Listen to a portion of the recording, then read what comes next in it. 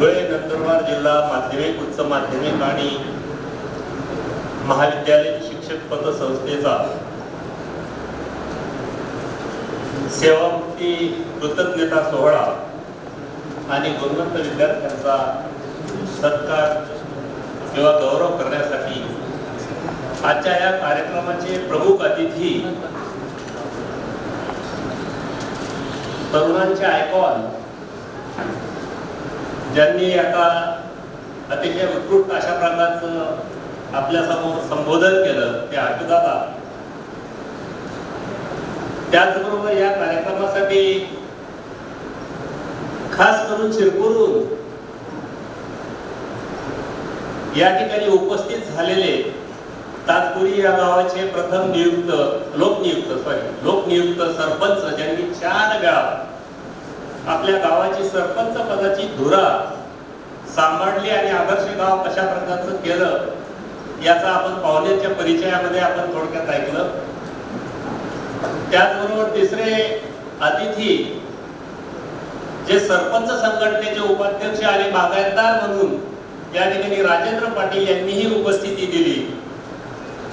त्याचबरोबर आपल्या या पतसंस्थेचे विद्यमान अध्यक्ष आबासाहेब जाधव, आमचे व्हाईस चेअरमन बापूसाहेब किरण पाटील,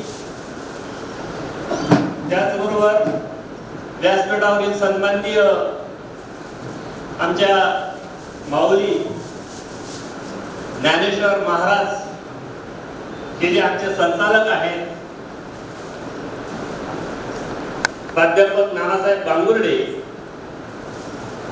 त्याचबरोबर आबासाहेब आर पाटील आमचे संचालक आरोदादा, त्याच्यानंतर आमचे माजी चेअरमन आणि विद्यमान संचालक भाऊसाहेब साळुंखे, व्यासपीठावर बसलेले माझे सर्व संचालक बांधव आणि आजच्या ह्या कार्यक्रमासाठी जवळपास 100% उपस्थिती सन्माननीय सेवानिवृत्त सभासद बांधवांनी दिली.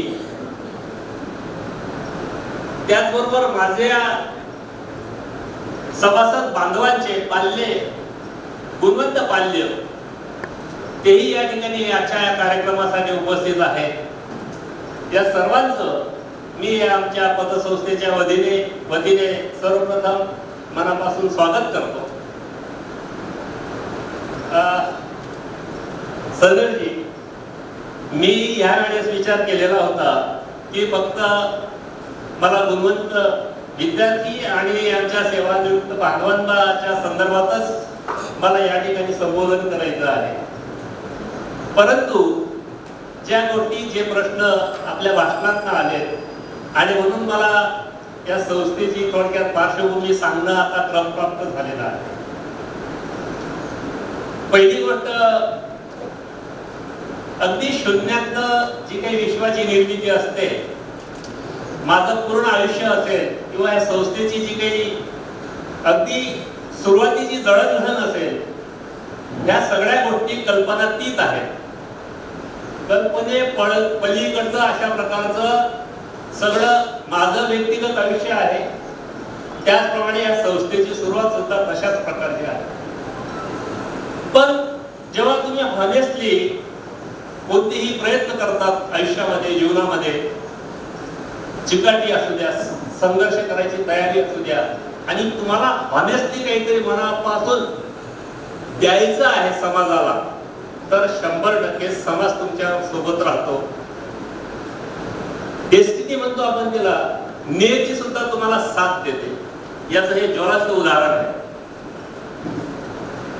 या ठिकाणी माझा परिचय करून देताना मॅडमने सांगितलं की अगदी 6 वर्षाचा, म्हणजे अगदी लहान, मला काही माझे वडीलही आठवत नाही.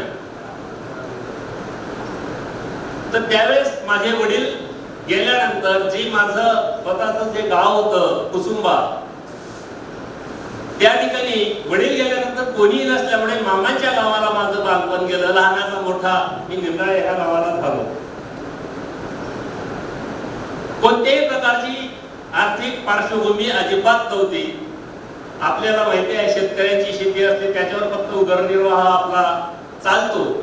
जे काही खरीप मध्ये जे पिकतं त्याच्यात वर्ष आपलं भागतं, तशा प्रकारचं आयुष्य होतं.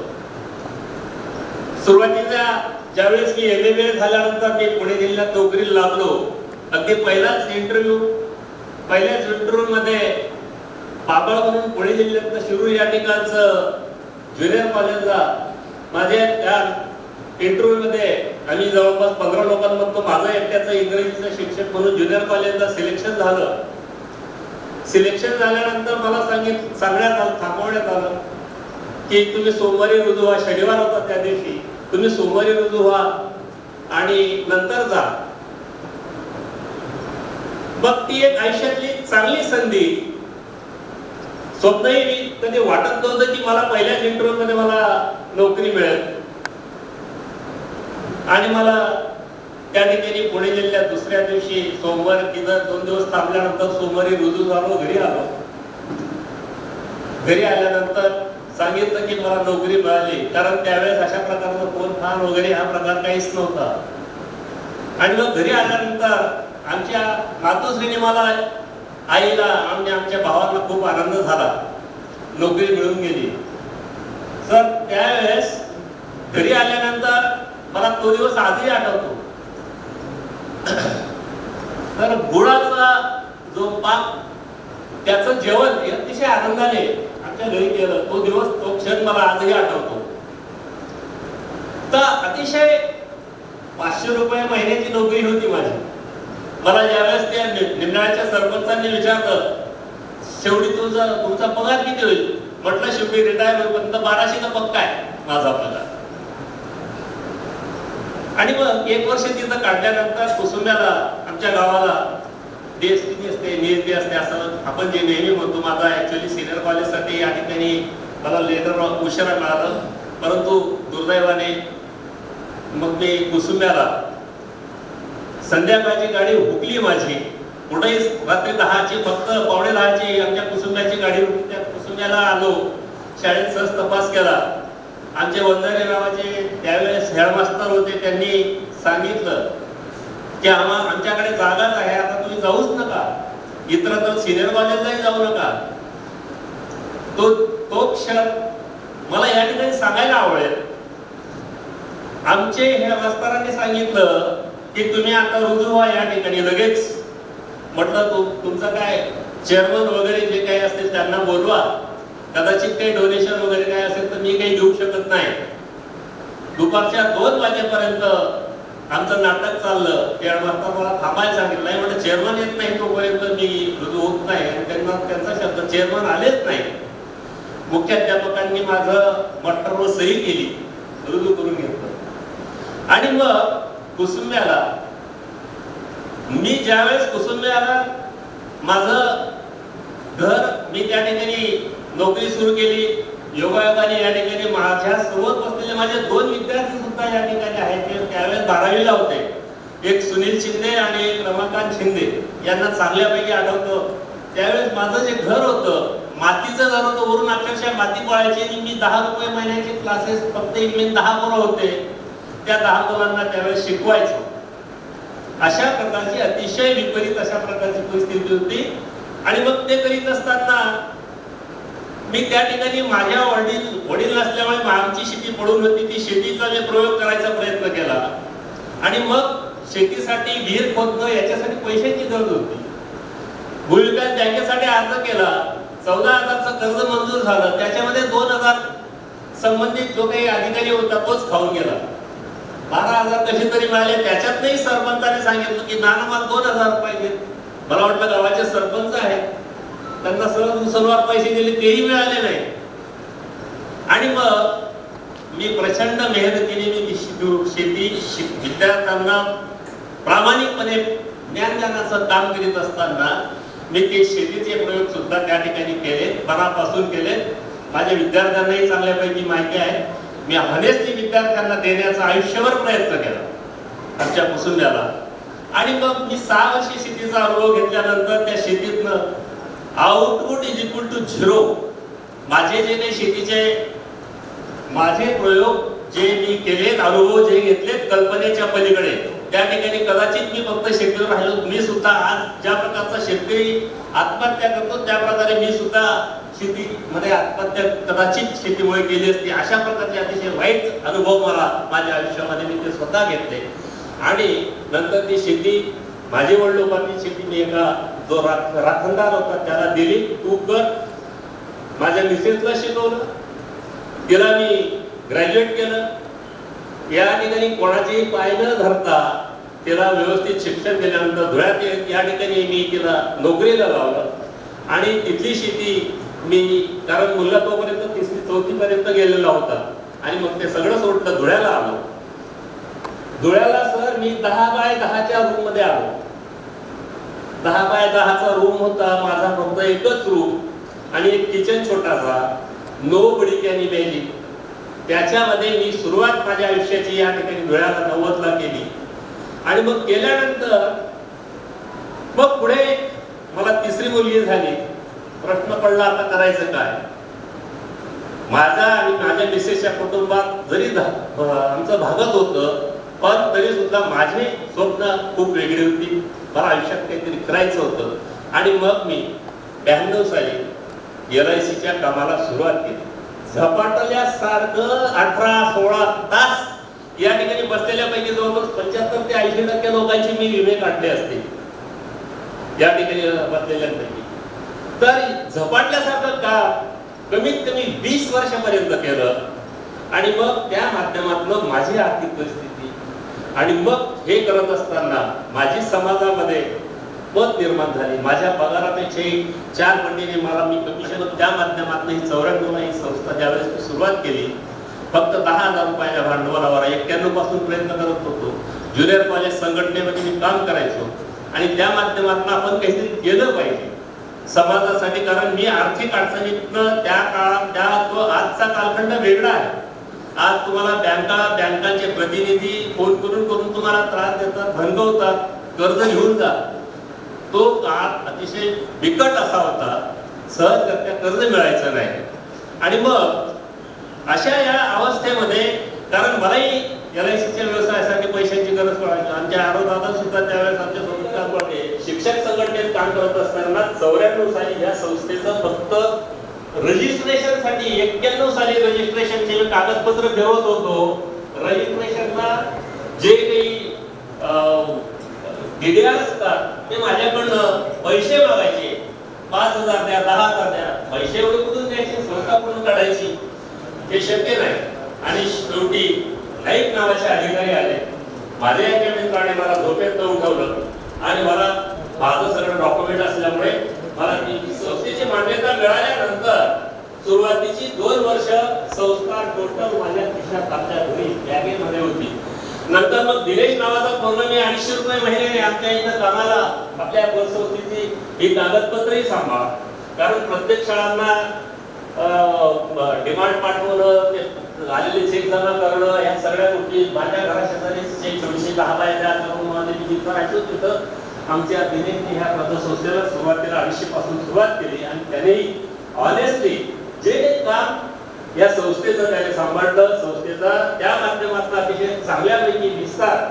आणि जे काही या ठिकाणी सभासद बांधवांनी सांगितलं की मला अडचण आहे, त्यावेळेस जर मला पैसा मिळाला तरच त्या पैशाचं मोल आहे. आणि तुमची गरज जर निघून गेली नंतर पैसा आला त्याला काही मर्यादा आहे. एका हातात अर्ज आणि दुसऱ्या हातात कर्ज. या ठिकाणी जे काही तुम्ही सांगितलं, द्या अर्ज आणि घ्या कर्ज, अगदी तशाच प्रकारचं संस्था स्थापन झाली. त्या दिवसापासून आमच्या संस्थेचं कामकाज अतिशय चांगल्या पद्धतीने जे काही आम्हाला जी काही प्रेरणा मिळते. कारण सभासदाची गरज हा अतिशय महत्वाचा मुद्दा. कोणत्याही प्रकारचं जात, पात, धर्म हे डोक्यात सुद्धा आमच्या कधीही आजपर्यंत आलेलं नाही, येणार पण नाही. आणि मग या माध्यमातून हे काम निस्पृहपणे आम्ही हॉनेस्टली चालू ठेवलं आणि त्याचा परिपाक त्याचबरोबर आधुनिक काळाची जोड त्याला आम्ही सर देत गेलो. आधुनिक काळाची जोड देत गेल्यामुळे आज जे काही आम्ही ऑनलाईन जे मोदी साहेबांचं जे विजन, ज्यावेळेस मोदी साहेब आले तर त्यांनी सुरुवात केली की याच्यावर अशा प्रकारचा इंटरनेटच्या माध्यमातून जोर दिला पाहिजे. पण आम्ही मोदी साहेब यायच्या आधी जेव्हा जिल्हा बँकेची परिस्थिती डगमगीच गेली आणि तदनंतर SBIला सगळे अकाउंट गेले, आम्ही तेव्हापासून सगळ्या आमच्या संस्थेचा आर्थिक व्यवहार हा ऑनलाईन करायला सुरुवात केली. कोणत्याही प्रकारे आमच्या सभासदांना त्रास कसा होणार नाही. मुख्य गोष्ट उद्देश काय असतो आमचा की माझ्या सभासदाला त्रास होता कामा नये. आणि म्हणून आपल्याला संस्थेला त्रास झाला तरी चालेल, काम करणाऱ्या कर्मचाऱ्यांना तुम्हाला त्याच्यासाठीच आम्ही नेमलेलं आहे की जेणेकरून आपल्या सभासदांना अतिशय सोयीचं काम झालं पाहिजे. आजही काही संस्थांमध्ये चेक घेतला जातो, ते चेक घेतात, खात्यात जमवतो, नंतर त्यांना पैसा मिळतो. आज आमच्याकडे तसं नाही. आम्ही कर्जाचा अर्ज संबंधित सभासदाने अतिशय सोप्या पद्धतीने कर्ज मिळतं. अशुद्धा आमच्याकडे मुख्याध्यापकाच्या सही शिक्का हमीपत्र 2 जामीनदार सह्या करून आणल्या, त्याने 1 तासात, दुसऱ्या तासात त्याला गरज आहे त्या सभासदाला आम्ही त्या मिनिटाला आम्ही कर्ज रिलीज करतो. आणि मॅक्सिमम त्या सभासदाची अक्षरशः त्याची गरज खऱ्या अर्थाने किती आहे. कोविडच्या काळाच्या संदर्भामध्ये या ठिकाणी उल्लेख झाला. कोविडच्या कालखंडामध्ये या संस्थेने अप्रतिम अशा प्रकारचं जे काही काम केलं, तुमच्या माहितीसाठी सांगतो सर, कारण त्यावेळेस कोणालाही घरातून बाहेर निघणं म्हणजे मृत्यूला कवटाळणं अशा प्रकारची परिस्थिती होती. आणि मग अशा कालखंडामध्ये मग करायचं काय, तर आम्ही वर्गणी आणि त्याचबरोबर प्रासंगिकचं जे काही कर्ज आहे, सभासदांना गरज आहे, आम्ही त्यांना सांगितलं. मी त्यांना मेसेज सगळ्यांशी, मी आजही व्हॉट्सअपच्या माध्यमातून माझ्या प्रत्येक सभासदाशी माझं कम्युनिकेशन असतं. आणि मग मी त्यांना मेसेज टाकले की तुम्हाला गरज आहे, फक्त तुम्ही व्हॉट्सअपवर अर्ज करा. तुम्ही घरी लिहा, फोटोकॉपी करा आणि मला तुम्ही मेसेज पाठवा. आम्ही त्या अर्जाची प्रिंटआउट काढू, तुमच्या अकाउंटला आम्ही कर्ज रिलीज करू. तशाच प्रकारचं काम या संस्थेने केलं. काही आमचे सभासद बांधव वेगवेगळ्या दवाखान्यांमध्ये होते, त्या ठिकाणी सुद्धा या संस्थेने त्यांच्यासाठी मदत केली. सहकाराचं हेच मोठं वैशिष्ट्य आहे की सहकारामध्ये ह्या गोष्टी आपण करू शकतो. इतरत्र कोणत्याही जी काही बँक किंवा नॅशनलाइज बँक असो, कोणत्याही प्रकारची प्रणाली त्याच्यामध्ये होणारही शक्य नाही. आणि हे माणुसकीच्या भावनेने आउट वे जाऊन सर्व प्रकारची रिस्क अंगावर घेऊन, कारण आपण जर लोकांसाठी, मानवतेसाठी, दुसऱ्यासाठी जर आपण खऱ्या अर्थाने जर काम करतो, आमचा कोणीही पैसा बुडवला नाही. आजपर्यंत तरी तसं घडलं नाही. अतिशय हनेस्टली आमचा पैसा आमच्या सभासद बांधवांनी आम्हाला परत केलेला. कोणावरही आम्हाला 130 सुद्धा आजपर्यंत करायची गरज पडलेली नाही. एखाद अपवाद सोडला तर आम्ही 138 करायची सुद्धा आम्हाला गरज पडलेली नाही. इतकं हनेस्टली, अतिशय चांगल्यापैकी आमच्या सभासद बांधवांनी सुद्धा या संस्थेला सहकार्य केलेलं. आमची शिस्त थोडी कडक आहे की 2 महिने 3 महिने पैसा तुमचा वसुली जर नाही आला, माझे पोरं त्यांना फोन करतात, त्यांना सांगतात, विनंती करतात, फार जाऊन त्यांच्या घरी जाऊन बसतील, त्यांच्या मागे लागतील, पण त्यांच्याकडनं पैसा वसूल करतात. माझा शिक्षकांच्या प्रामाणिकपणावर, चांगुलपणावर प्रचंड विश्वास आहे. आणि या माध्यमातून ह्या संस्थेचं कामकाज अतिशय चांगलं हे आम्ही देऊ शकलेलो आहोत. आणि सर, हे करत असताना तुम्ही जर चांगलं कराल, समाजात तर नोंद होतेच, पण त्याचबरोबर नियती किंवा डेस्टिनी किंवा दैव किंवा परमेश्वर सुद्धा आपल्यासाठी रुजू असतो, असं आपण ते म्हणतो. आणि म्हणून मला या ठिकाणी सुरुवातीला परिचय करून देताना एडी पाटलांनी सांगितलं की मी एक सर्वसामान्य माणूस आणि खूप काही सर माझ्याकडे आजही माझा पगार, माझं LICचं कमिशन, आमचे हे या सगळ्या गोष्टीच्या माध्यमातून मी अतिशय सुखी अशा प्रकारचं, कारण माझी मुलं ज्यावेळी शिकली त्यांना खूप काही खर्च आला नाही. माझा मुलगा आता US ला, अमेरिकेला आहे, खूप एक्स्ट्रा ऑर्डिनरी टॅलेंटेड जरी नव्हता, परंतु त्याने चिकाटीच्या माध्यमातून इथं आपल्या पुण्याला तो सॉफ्टवेअर इंजिनियर म्हणून सुरुवातीला जवळपास 2019 पर्यंत होता. 2019 नंतर तो आता US ला गेला. सुरुवातीला माझी इच्छा नव्हती, नंतर मग लहान मुलगी माझी कॅनडाला लग्न 2018 झाल्यानंतर गेली. आणि माझे जावई तर या ठिकाणी सर्वांना ज्ञात आहेत, सुपर स्पेशालिस्ट आहेत नाशिकचे. म्हणजे लोक अक्षरशः त्यांना म्हणतात नथिंग मॅन बट गॉड. म्हणजे आपण कल्पना करू शकत नाही की एवढं त्यांच्या हाताला यश आहे. उत्तर महाराष्ट्रात नामांकित अशा प्रकारचे पोटाचे विकार तज्ञ ते आहेत.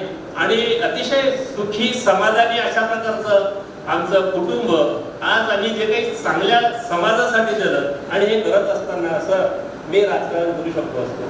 माझं गाव मोठं होतं, माझा निंदाळीशी संबंध होता, कुसुंबेचे संबंध होता, मी राजकारण करू शकतो. परंतु आपली ही जी संस्था आहे, आपण जर राजकारणात कोणत्याही प्रकारचा थोडाही जरी सहभाग करायचा प्रयत्न केला की या संस्थेला लोक दगड मारते. आणि म्हणून मी मॅक्सिमम मला सगळ्या प्रकारचं स्किल होतं, लोकांशी जायचं, लोकांना बोलायचं आणि मला तेवढा कॉन्फिडन्स पण होता. मी जी गोष्ट ठरवतो ती करतो, मला तेवढा कॉन्फिडन्स पण होता. पण मी तरी सुद्धा या सगळ्या गोष्टींसाठी, या संस्थेच्या हितासाठी या सगळ्या गोष्टी मी बाजूला ठेवल्या. आणि हे करत असताना आता या ठिकाणी माझे सेवानिवृत्त बांधव आहेत, याच्यासाठी मी या ठिकाणी तुमच्या माहितीसाठी सांगतो. आय एम नाऊ 69 या ठिकाणी सांगण्यात आलं. And I feel I am only 25 years young man. मी इतकं सुखी आणि इतकं आनंदी स्वतःला समजतो की अतिशय मी आनंदी अशा पहिली महत्वाची गोष्ट I am fully positive attitude person. कोणतीही गोष्ट या ठिकाणी जिथं काही ॲडव्हर्सिटी आली, काही संकट आलं, या संकटातनं संधी कशी शोधायची आणि मार्ग कसा काढायचा या पद्धतीने मी आयुष्य जगत आहोत. सर, आश्चर्य वाटेल तुम्हाला, कोणी विश्वास ठेवणार नाही की आता तुमच्याशी बोलत असताना मला माझा डोळ्याचा चष्मा लोकांचे, तर मी ऐकतो ते रिटायर व्हायच्या आधीच डोळ्याचे मोतीबिंदूचे लोकांचे ऑपरेशन होऊन जातात. सर, माझा डोळ्याचा नंबर हा जवळपास मी नोकरी करत असताना 2.5 पर्यंत गेलेला होता वाचत असताना वाचण्यासाठी. आता माझा तो 1.5 वर 1.25 वर आलेला. हे आश्चर्य आहे, 1.25 वर आलेला. लांबचा मला लागत नाही चष्मा. मी गाडी 4 व्हीलर ड्राईव्ह करतो, माझी हॉबी आहे. त्याच्यातनं मी खूप भोगलं, मोठमोठे अपघात सुद्धा मी सहन केले. परमेश्वराने सांगितलं तुम्ही घाई करू नका, तुम्हाला असं काही काम करायचं आहे. आणि म्हणून परमेश्वराने मला 3 वेळा मोठमोठ्या अपघातातनं सुद्धा मला या ठिकाणी परत पाठवलेला आहे. तर माझ्या या ठिकाणी सगळ्या सेवानिवृत्त बांधवांना माझं मनापासून, सेवानिवृत्ती झाल्यानंतर खऱ्या अर्थाने जीवन जगण्याची आता तुमची ही वेळ आहे. आता खऱ्या अर्थाने तुमचा टाईम सुरू झालेला आहे. कारण मी त्या अँगल मधलं बघितलं. कारण बऱ्याच वेळा लोक नैराश्यात जातात, आता काय करायचं, काय होईल, मी सेवानिवृत्त झालो, आता कसं जगायचं. अजिबात नाही. कारण नोकरी करत असताना शेवटपर्यंत आपल्यावर जबाबदाऱ्या असतात. अगदी मी मागेही बोललो होतो की आपण म्हणजे जसं कळायला लागतं तेव्हापासून आपल्यावर परीक्षांचं बर्डन, परीक्षा देणं, नंतर नोकरी, नंतर मुलं-बाळं, त्यांचं लग्न, शिक्षण, या सगळ्या प्रकारच्या जबाबदाऱ्या पार पाडून 18 नंतर आपण सेवानिवृत्त होतो. आणि मग सेवानिवृत्त झाल्यानंतरचा खरा जीवनाचा आनंद जगायची खऱ्या अर्थाने ही संधी मी या गोष्टीकडे संधी म्हणून बघितली. आणि मग संधी म्हणून मी बघितल्यानंतर आता आपल्याला पूर्ण वेळ आपल्या ज्या जे काही छंद असतील माझे ते जोपासण्याची ही खरी वेळ आहे. आणि मग त्या माध्यमातून मी माझं सगळ्यात महत्वाची गोष्ट की आपण काय करतो की आपल्या स्वतःच्या सगळ्या गोष्टींकडे लागतो, स्वतःच्या आरोग्याकडे दुर्लक्ष करतो. आपल्या आरोग्याकडे लक्ष देण्यासाठी सकाळी सगळ्यात उत्तम अशा प्रकारचा पर्याय मी निवडला, तो म्हणजे स्विमिंगचा. मला आवडती गोष्ट आहे ती. आज माझं मी आता परवा मुद्दाम स्टेटसला मी एक उडी मुद्दाम एवढ्यासाठीच टाकली होती. माझ्या जे काही कॉन्टॅक्ट मधल्या लोकांनी बघायला, अरे 60 झालं, माझं म्हातारं झालं, आता काय करायचंय. अरे बाबा, आता तर खरं आयुष्य जगायचं आहे. तारुण्य तुमचं आत्ता टिकवा. आधीचं जे काही तुमच्या मनातल्या ज्या काही गोष्टी येतील ते जळवटा बाजूला करा आणि तारुण्य जगायची ही संधी समजा. कारण जीवनातलं आयुष्य केव्हा काय होईल सांगता येणार नाही. आणि म्हणून आधी काय होईल, उद्या काय मरण येणार आहे किंवा काय आहे, त्या गोष्टीसाठी आज कशाला. म्हणून मला जो राजेश खन्नाचा आनंद नावाचा जो चित्रपट आहे पण सगळ्यांनी बघितलं, प्रत्येकाला आवडतो, मला सुद्धा खूप आवडतो. आणि म्हणून आयुष्याची एक झीट केव्हा होईल याची चिंता करायची नाही.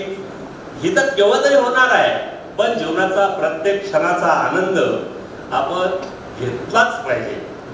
आणि मग या माध्यमातून आय एम फॉर्च्युनेट, मी जे काही सांगतो तुम्हाला नेहमी. सर, मी LICचं काम करत असताना मग मी प्रचंड जिद्दी असल्यामुळे मी 400-500 विमे एका आर्थिक वर्षात करून जर सातत्यपूर्ण 4 वर्ष केलं तर चेअरमन्स क्लब मिळतं. चेअरमन्स क्लब मला ज्यावेळेस 97 साली मला मिळालं आणि पहिल्यांदा LIC कडनं मला विमान प्रवासाची संधी मिळाली. कारण चेअरमन क्लब झाला की विमान प्रवास फुकट असतं, कुठेतरी कन्व्हेन्शन असतं ऑल ओव्हर इंडिया.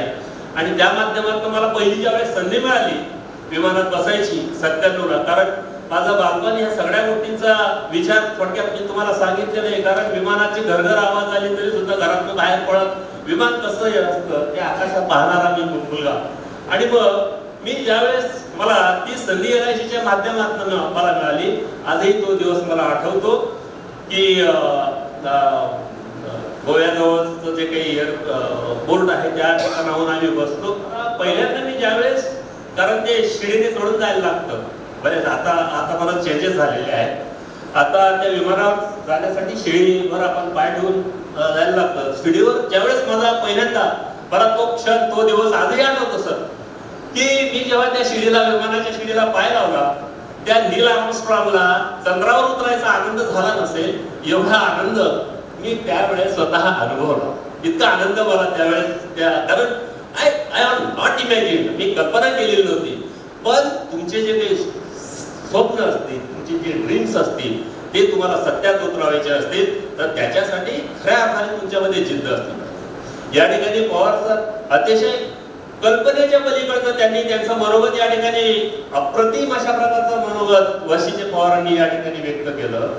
मी ज्यावेळेस या संस्थेच्या कामात किंवा कोणत्याही या ठिकाणी कामाच्या निमित्ताने माझ्या सभासद बांधवांमध्ये किंवा ते ज्यावेळेस येतात भेटतात, हे त्यांचे अनुभव ज्यावेळेस मला सांगतात की या संस्थेच्या माध्यमातून, जसं त्यांनी सांगितलं, या संस्थेच्या माध्यमातून माझ्या आयुष्यामध्ये काय काय प्रकाश पडला, काय काय घडलं, हे सगळं ऐकून म्हणजे कल्पनेच्या पलीकडे या संस्थेने माझ्या सभासद बांधवांच्या आयुष्यामध्ये गेल्या 30 वर्षांमध्ये अप्रतिम अशा प्रकारचं त्यांच्या आयुष्याचं त्यांनी सोनं या संस्थेने केलेलं आहे.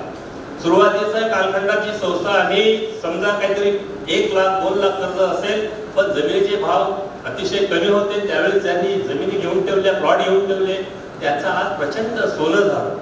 आणि मग ते सुद्धा अतिशय भारावून बोलतात, ज्यांची मुलांची शिक्षण मोठमोठे झाले मुलं आज या ठिकाणी अनफॉर्च्युनेटली आमच्या ज्या काही संसाधिका या ठिकाणी आलेले नाही, त्या बेहरे मॅडम आणि शरद बेहरे सर आमचे या ठिकाणी सभासद पण आहेत. ते मॅडम या ठिकाणी आमच्या खजिनदार आहेत. तर त्यांचा मुलगा UPSC क्वालिफाय झाला आणि आता तो म्हणजे त्याला IAS किंवा IRS त्याला मिळेल, जवळपास 367 रँकिंग त्याने काढलं. हे अतिशय गरिबाचे, त्याचे आजोबा सालदारकी करणारा माणूस होता. या ठिकाणी त्या मॅडमचा मुलगा मानस, जो आता डॉक्टर आहे, तो आजारी असल्यामुळे डेंग्यू झाल्यामुळे ते आल्या नाही. तर अशा प्रकारचं ह्या संस्थेच्या माध्यमातून अतिशय आमच्या या संस्थेने तर प्रत्येक आमच्या सभासद बांधवांच्या आयुष्यामध्ये वेगवेगळ्या प्रकारचं या ठिकाणी परिवर्तन घडून आणलेलं आहे. आणि त्याचबरोबर मी माझ्या या सभासद बांधवांना या ठिकाणी जे काही सेवानिवृत्त संदर्भात मी तुमच्याशी बोलत होतो की आता ही खऱ्या अर्थाने जीवनामध्ये आनंद घेण्याची सुसंधी आहे. त्याचबरोबर मी तुमच्या माहितीसाठी एक छंद जोपासण्याच्या संदर्भामध्ये मी तुमच्याशी बोलत असताना मला एक ट्रॅव्हलचा खूप आनंद आहे. मी अमेरिकेला, कॅनडाला माझी मुलं असल्यामुळे मी तिथं 2-2 महिने राहून आलो आणि नुकतंच मी युरोपचा दौरा केला सर. की जग इतकं सुंदर आहे, कल्पनेच्या पलीकडे. आपण जे काही आपल्या भारतामध्ये राहतो, आपण प्रेम आहे, संस्कार आहे, संस्कृती आहे, सगळं खरं आहे. परंतु जो इन्फ्रास्ट्रक्चर, ज्या गोष्टी आपण त्या ठिकाणी बघतो, मी जवळपास पूर्ण युरोप फिरलो सर. पूर्ण युरोपमध्ये एक सुद्धा स्पीड ब्रेकर मी कुठं बघितला, कोणत्याही प्रकारचं खड्ड नाही. अतिशय अप्रतिम अशा प्रकारचे रस्ते, अप्रतिम गाड्या. ग्रामीण भाग सुद्धा इतका उत्कृष्ट आजचा नाही. जे जुने जे काही शहर मी बघितले, हजार वर्षापूर्वीची जुनी खेडी सुद्धा त्या ठिकाणी बघितली, अप्रतिम अशा प्रकारची आहे. आणि मी ज्यावेळेस तिथल्या लोकल लोकांची चर्चा केली की त्यांनी मला सांगितलं की हे इन्फ्रास्ट्रक्चर आमचं जवळपास 1970 याच्या आधी हे सगळ्या प्रकारचं इन्फ्रास्ट्रक्चर झालेलं आहे. रोड, रस्ते होऊन कमीत कमी 50-50, 60-60 वर्ष झाले तरी सुद्धा रस्त्याची खडी सुद्धा त्या ठिकाणी निघत नाही. आणि मग म्हणून हे सगळं जग सुद्धा आपण ह्या माध्यमातून तुम्हाला सुद्धा ही बघण्याची संधी ही ह्या माध्यमातून तुम्हाला आता रिटायरमेंटच्या माध्यमातून तुम्हाला मिळणार आहे. म्हणून तुमचं आरोग्य अतिशय चांगल्यापैकी कशा प्रकारे तुम्हाला जगता येईल, स्वतःच्या आरोग्याची काळजी घ्या, छानपैकी आयुष्य जगा, बी पॉझिटिव्ह. सगळ्यात महत्वाची गोष्ट आयुष्यामध्ये बी पॉझिटिव्ह. या ठिकाणी आता देवरे जर या ठिकाणी आहेत, मला खूप म्हणजे त्यांच्या यांना सलाम केलं पाहिजे, कारण त्यांना दुर्दैवाने कॅन्सर सारखा एक मोठा आजार झाला आणि त्यातनं ते बाहेर आले, अतिशय चांगल्यापैकी हेल्दी ते आज झाले. हे कुठंतरी इच्छाशक्ती आजाराशी झुंज देण्याची आपली मानसिकता असली तर काहीही होऊ शकतं. याचं अशा प्रकारची अनेक उदाहरणं समाजामध्ये सुद्धा आपल्या सगळ्यांच्या समोर आहेत. त्याचबरोबर या कार्यक्रमासाठी आम्ही जेव्हापासून ही संस्था सुरुवात झाली तेव्हापासून एक अतिशय चांगला उपक्रम आम्ही राबवतो. तो म्हणजे जे काही गुणवंत विद्यार्थी असतील, आता आम्ही त्या ठिकाणी थोडं सॉर्टिंग करून टाकलं. नाहीतर पूर्वी आम्ही 200-300 विद्यार्थ्यांचा सत्कार आम्ही कमीत कमी ठेवायचो. मग तो विद्यार्थी फक्त माझा सभासद तो पास झालेला असला तरी सुद्धा त्यालाही आम्ही अशा प्रकारचं प्रेरणा मिळेल यासाठी सर्टिफिकेट असेल, काही ना काही कोणत्या प्रकारचं आम्ही बक्षीस त्याला द्यायचो. आता या ठिकाणी थोडंसं चेंजेस आम्ही गेल्या 2 वर्षांपासून केलेले आहेत. कारण बऱ्याच सभासद बांधवांचंही म्हणणं होतं, आमच्या संचालक बांधवांचंही म्हणणं होतं की या ठिकाणी आपण कुठंतरी मग त्या ठिकाणी आता आपण या ठिकाणी जी माझी 10वी 12वी किंवा इयत्ता 5वी ज्या काही स्कॉलरशिपच्या परीक्षा असतात तर अशा गुणवंत बाळांचंही कौतुक या ठिकाणी या व्यासपीठावर आपण करतो. कारण जे तुम्ही कोणत्याही ठिकाणी तुम्हाला बक्षीस मिळू द्या ते तुम्ही आयुष्यात ही मुलं विसरू शकत नाही. या व्यासपीठावरनं जी लहान मुलं बक्षीस घेऊन जातील ते त्यांच्या आयुष्यात कधीच विसरणार नाही. त्याचं कारण मी तुम्हाला सांगतो, हे सगळे माझ्या स्वतःच्या लाईफ टाईम एक्सपिरियन्स मी जे काही अनुभवले आहेत. त्या एकेकाळी मी ज्यावेळेस 69-70 साली नूतन हायस्कूलला होतो, कुंभार गुरुजी म्हणून बना कुंभार म्हणून होते, त्यांच्या नावाने एक मराठी शाळा या ठिकाणी आपल्या धुळ्यात आहे. ते शुद्ध लेखनवर जोर द्यायचे. मी शुद्ध लेखन स्पर्धेमध्ये त्यावेळेस मला 10 रुपयाचं बक्षीस मिळालं. मी ते 10 रुपये कित्येक वर्ष सांभाळून ठेवले होते. तर अशा प्रकारे या ठिकाणी मिळालेले जे काही आमच्या विद्यार्थी आहेत त्यांना आपण या ठिकाणी शाबासकीची थाप या माध्यमातून देणार आहोत की जेणेकरून त्यांना पुढे भविष्यामध्ये त्यांचं भविष्य उज्ज्वल व्हावं, अतिशय चांगलं आनंदी हॅपी आणि काहीतरी मोठं ध्येय त्यांनी बाळगावं हा प्रामुख्याने उद्देश असतो. त्याचबरोबर जे आमचे सभासद आहेत या ठिकाणी आशुदादांनी यांनाही बोलवलेलं आहे की जे क्लास 1 झालेले आहेत, क्लास 2 झालेले आहेत, जे काही अतिशय चांगल्या स्पर्धा परीक्षेतनं जे अधिकारी म्हणून झालेले आहेत अशा विद्यार्थ्यांना सुद्धा आम्ही या ठिकाणी सन्मानित, आमच्या सभासदांच्या विद्यार्थ्यांना सुद्धा आम्ही सन्मानित करण्यासाठी या ठिकाणी बोलवलेलं आहे. त्यांचा सुद्धा आपण या ठिकाणी अतिशय चांगल्यापैकी यथोचित असा सत्कार या ठिकाणी त्यांचाही आपल्याला या ठिकाणी करायचा आहे. अशा प्रकारचं ह्या संस्थेचं जे काही कामकाज आमचं चाललेलं आहे याच्या जोडीला अजून बऱ्याच दुसरा जो काही महत्वाचा या ठिकाणी विषय या ठिकाणी बऱ्याच सभासद बांधवांनी आपल्यापैकी सुरुवातीच्या याला सर पाटील सरांनी पण छेडला की डिपॉझिटच्या व्याज आपल्याकडे वळावा याच्या संदर्भामध्ये आम्ही यापूर्वी जोर देत होतो त्या गोष्टींवर. परंतु आतापर्यंत ह्या पतसंस्थेने आपल्या सगळ्यांच्या आर्थिक गरजा भागवलेल्या आहेत आणि ही संस्था तुमच्यासाठी आहे. जोपर्यंत चंद्र सूर्य तारे आहेत तोपर्यंत आपल्या या पगारदार संस्थेला या संस्थेला तरी कोणत्याही प्रकारचा धक्का कधीही पोहोचणार नाही. इतकी चांगली उत्कृष्ट अशा प्रकारची पायाभरणी या संस्थेची मी करून दिलेली आहे. आणि म्हणून तुम्ही त्यावेळेस आम्हाला त्या मानाने पैसे, मी जरी ज्युनियर कॉलेजला रिटायर झालो तरी आम्हाला जेवढे मिळायचे 20-22 लाखाच्या पुढे आम्हाला तेव्हाच मिळालं. परंतु आता माझ्या माहितीप्रमाणे डबलपेक्षा जास्त मिळतात. 40 मिनिमम 40 लाख किंवा त्याच्यापेक्षा जास्त सेवानिवृत्त सभासद बांधवांना मिळतात ही आनंदाची गोष्ट आहे. आणि म्हणून तुमचा जो काही फंड आहे तर तो फंड तुम्हाला जो युटिलाइज करायचा तुम्ही करा, आम्ही म्हणणार नाही तुम्हाला काय करायचंय, तुमच्या आयुष्याची स्वप्न तुम्ही जरूर पूर्ण करा. पण ज्यावेळेस तुम्हाला काही इन्व्हेस्टमेंट ठेवण्याच्या संदर्भामध्ये जरूर काही पैसा आपल्या स्वतःसाठी ठेवा. कारण बाबा चित्रपटासारखी अवस्था कोणाची होऊ नये असं मला पण मनापासून वाटतं. आणि म्हणून आपला पैसा आपल्या जवळ असला पाहिजे, आपल्याच नावाने असला पाहिजे, आपल्याजवळ सुरक्षित असला पाहिजे. आणि मग तुम्हाला ज्याप्रमाणे बँका सुरक्षित वाटतात परंतु आजकालच्या कालखंडामध्ये बँकांची सुरक्षितता मला काही वाटत नाही. आणि म्हणून नॅशनलाइज बँकेपेक्षाही सुरक्षित तुमचा पैसा 100% तुमच्या आयुष्यात 100% आहे, याची मी तुम्हाला या बस संस्थेच्या वतीने ग्वाही देतो. दुसरी महत्वाची गोष्ट, कारण तुम्ही पहिली दादा नाही, सरकार आता लाडका भाऊ लाडकी बहीण अशा प्रकारच्या योजना आणते आणि त्या ठिकाणचे आता जे व्हिडिओ येत आहेत आपण बघितले असते की किती कशा प्रकारचे ते काय कर्मचारी काम करते.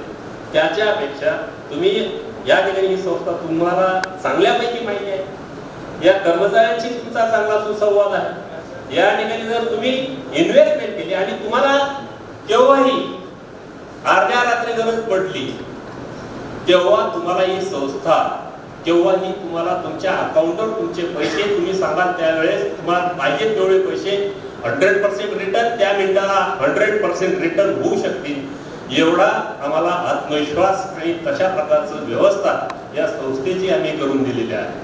आणि म्हणून निर्धास्तपणे तुम्ही या ठिकाणी तुमचा जो काही आयुष्यातला फंड असेल तुम्हाला पटेल तेवढा जरूर ठेवा, कारण 100% प्रत्येकाला कोणत्या ना कोणत्या प्रकारे तुमचा हा फंड तुमच्याजवळ आलेला आहे, कुठेतरी ठेवायला जाणार, त्याच्या तुम्ही जरूर या ठिकाणी तुमचे काही ना काही फंड जरूर ठेवा. आणि दुसरा महत्वाचा विषय या ठिकाणी आशुदादांनी आम्ही ज्यावेळेस बोलत असताना सांगितलं, कारण आता तुम्हाला अनुभव येईल, कारण नोकरी करतो तोपर्यंत पैसे ठेवायचं फार थोड्या लोकांच्या नशिबात असतं. आपण उदरनिर्वाह आपलं राहत काळामध्ये आपल्याला पैसे खर्च होत असतात, खऱ्या अर्थाने पैसा शेवटी आपल्या हातात येतो. आणि मग जेव्हा तुम्ही बँकांमध्ये पैसे ठेवा, बऱ्याच लोकांना माहिती असेल की 40,000 पेक्षा जास्त जर व्याज गेलं एका आर्थिक वर्षामध्ये तुमच्याकडनं ऍट सोर्स 10% बँक कापूनच तुम्हाला पैसे तुमच्या हातात ठेवणार. मग तुम्ही इन्कम टॅक्स रिटर्न भरा, मग नंतर तुमचं उत्पन्न जर कमी असेल तर मिळवा. या ठिकाणी तुम्हाला आपण सहकारामध्ये अजून तरी याच्या संदर्भामध्ये स्ट्रिक्ट रूल्स रेग्युलेशन शासनाच्या नसल्यामुळे आपण कोणत्याही प्रकारचा ऍट सोर्स तुम्हाला 10% टॅक्स हा कापला जात नाही, हा एक मोठा बेनिफिट आहे. आणि म्हणून या संस्थेच्याही आणि तुमच्याही हितासाठी, कारण येणाऱ्या कालखंडामध्ये माझा जो काही सभासद आहे, तुम्हाला पूर्वी आम्ही तुकडे करून पैसे द्यायचो, नंतर मग 10-12 वर्षापासून आता चेंज झालाय, पण येणाऱ्या जो काही सभासद बांधव आहे तर त्यांना तुमच्या माध्यमातून सहकारामध्ये फायदा होईल. त्याचबरोबर आपण आता पुढे एक चांगल्या ज्या काही संस्थेने आता निर्णय घेतले आहेत, स्कीम्स आपण चांगल्या आणल्या आहेत. या ठिकाणी मला माझ्या माहितीप्रमाणे अनिल जाधव म्हणून एक सर कदाचित या ठिकाणी आता आले शिंदखेड्याचे, तर त्यांचा आग्रह होता की सर, कारण कोरोनामध्ये आपण ऑनलाईन सभा घेतली होती त्यावेळेस त्यांनी मला सांगितलं होतं की सर की दुर्दैवाने सभासदाचं जर निधन झालं तर त्याचं कर्ज माफ झालं पाहिजे. आणि त्या दिशेने सर आम्ही पावलं उचललेली आहेत. तर आम्ही अजून दुसरी महत्वाची गोष्ट की आम्ही जवळपास 20-25 लाख पर्यंत कर्ज मर्यादा आपल्या या संस्थेची आहे.